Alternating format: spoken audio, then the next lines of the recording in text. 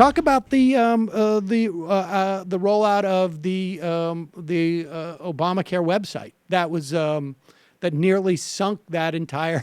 Yeah, well, Good.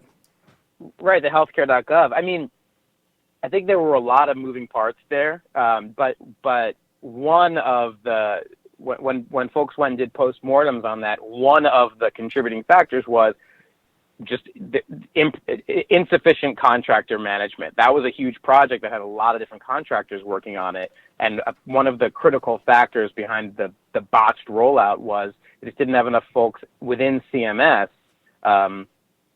to be properly managing all those contractors. And something that a guy told me, who is a contractor, a cybersecurity guy within Homeland Security, but he's also done some work for Health and Human Services, which is where healthcare.gov was housed. His take on it was, and this didn't even make it into the article, but his take was that when you hire all these different contractors to do little pieces of the job, they're not taking a big picture view. In other words, if they're just doing one little part of healthcare.gov, their North Star is not making sure healthcare.gov works. It's just making sure that they deliver to within the four corners of their contract. And so his perspective was, part of the problem was you had all these different contractors kind of working in silos that didn't have necessarily, because they're not part of the institution of government, they didn't necessarily have loyalty to the overall mission. And that is one factor that leads to more screw-ups. And it's not to suggest that you want the government to have the ability to build a one-off website, as it were, or and website is making it a little bit is being a little facile with what was involved in it. But you want to have the oversight. You want to have people managing the project, and you want to have staff to do that.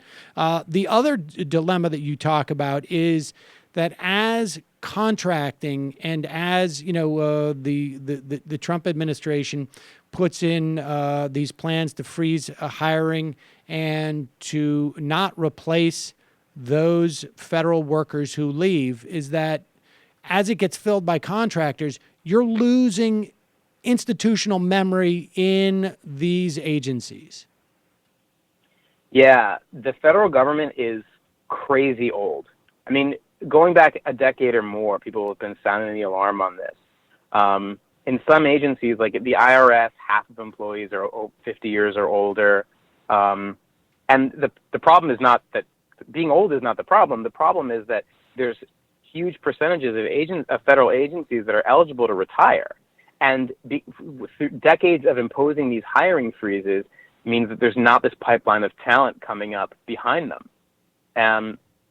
And we're already seeing, as part of these efforts, the Trump administration's efforts to get agencies to downsize, the Social Security Administration, it was recently reported, is offering early retirement to something like 1/4 of its workforce.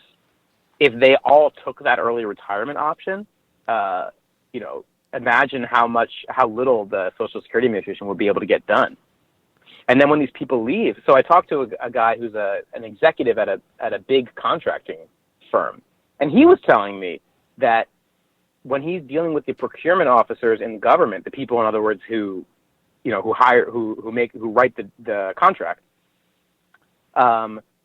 there's a lot of people who have been there forever and really know what they're doing, but then behind them there's just these gaps in age cohorts where there should be people with mid-career, and they just don't exist because they were casualties of hiring freezes.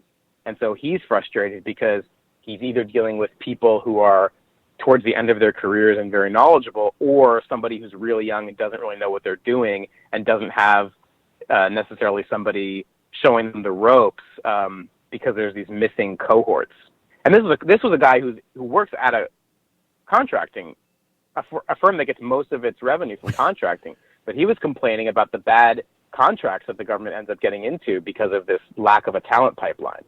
So we have these sort of lost generations that probably coincide with hiring freezes, maybe time during the Bush administration, maybe that Al Gore initiative or whatnot, where you just don't have the consistency that you would want, right? I mean, this is theoretically going to continue. You don't want just one generation in there. So, of the fixes that you suggest, I mean, the first is to tell this story. I mean, so that people understand just how much of the government is contracted out.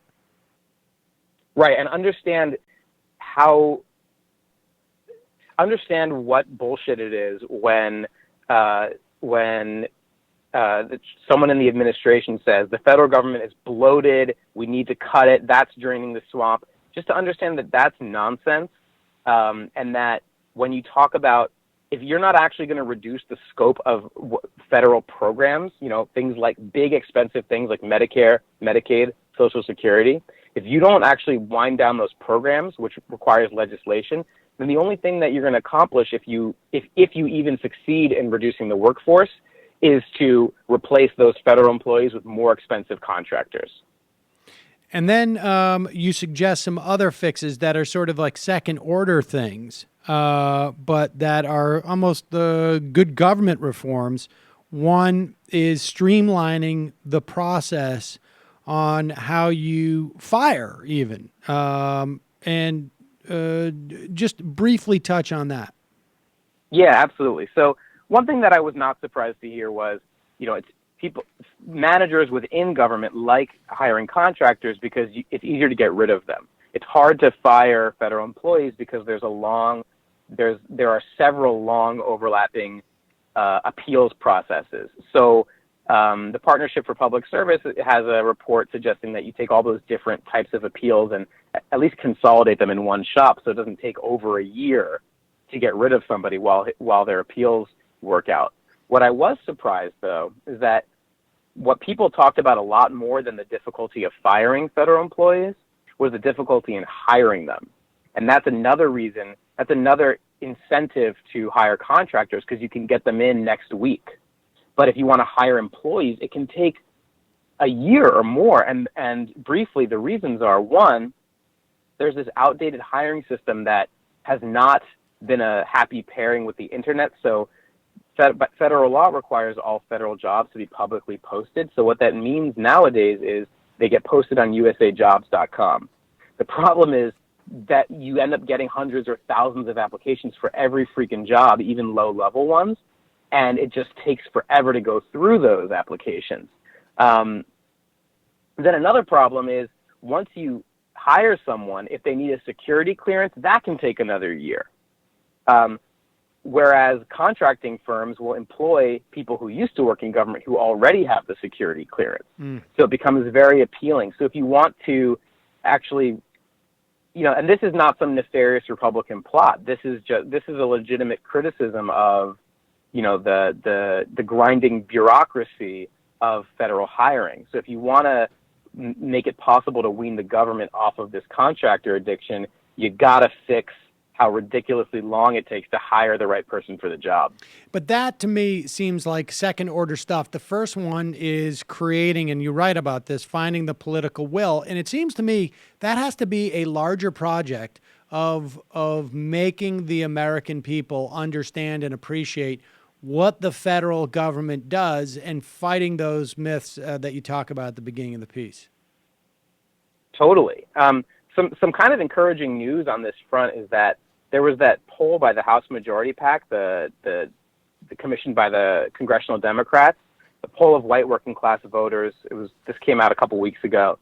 One of the things they asked them about to see how it played was, going after contractors, punishing contractors who are fraudulent or screw up their contracts, something like that.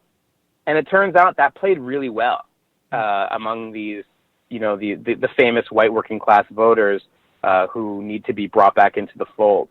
So the reason that's encouraging is because it suggests that this is not just some like wonky good government thing that no one really cares about. It's something that could actually be effective as political messaging. Gilad Edelman. Oh, sorry. Go ahead. I was just going to say, if you don't get voters to care about it, then it's never going to go anywhere. Jalad Edelman of the Washington Monthly. The piece is Trump's plan to make government slower, costlier, and more dysfunctional. We will link to it at majority.fm. Thanks so much for your time today. Really appreciate it. Thanks for having me. Hi, folks. Sam Seder here. We still need your help on our Patreon page. YouTube ads have come back, but not nearly as much as we had before. So if you can help us out, any little bit helps. Head over to our Patreon page right at this URL, and you'll help us keep helping you by making videos